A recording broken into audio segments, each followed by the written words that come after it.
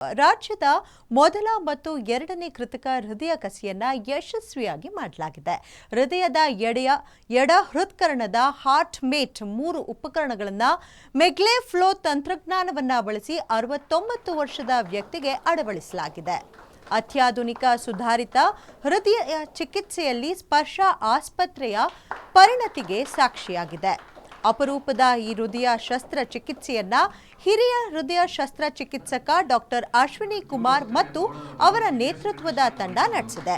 ಇನ್ನು ಇಂತಹ ಕ್ಲಿಷ್ಟಕರ ಹೃದಯ ಶಸ್ತ್ರಚಿಕಿತ್ಸೆಯನ್ನ ನಡೆಸಿದ ರಾಜ್ಯಾದ್ಯಂತದ ಏಕೈಕ ಆಸ್ಪತ್ರೆ ಎಂಬ ಬಿರುದು ಕೂಡ ಸ್ಪರ್ಶ ಆಸ್ಪತ್ರೆಯದಾಗಿದೆ.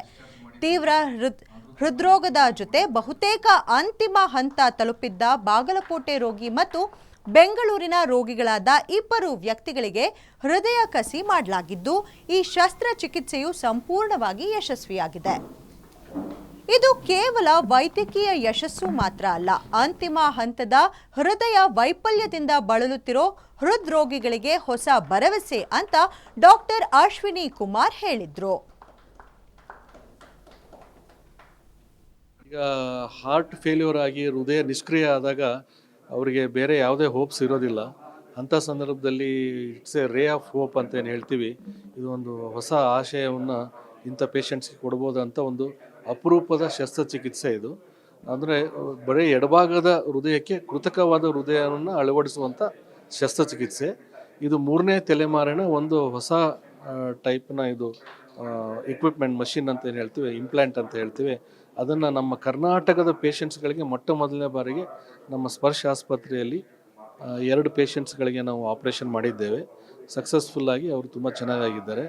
ಅದನ್ನು ತಿಳಿಸ್ಕೊಡ್ಲಿಕ್ಕೆ ಮತ್ತು ಜನರಿಗೆ ಅವೇರ್ನೆಸ್ ಕೊಡಲಿಕ್ಕೆ, ಅಂದರೆ ಈ ಹೃದಯ ವೈಫಲ್ಯತೆ ಆದಾಗ ಬೇರೆ ಯಾವುದೇ ದಾರಿ ಇಲ್ಲದೆ ಇದ್ದಾಗ ಇಂಥದ್ದೊಂದು ದಾರಿ ಇದೆ ಅಂತ ತಿಳಿಸ್ಕೊಡುವಂಥ ಒಂದು. ಆದ್ರೆ ನನಗೀಗ 68 ವಯಸ್ಸು.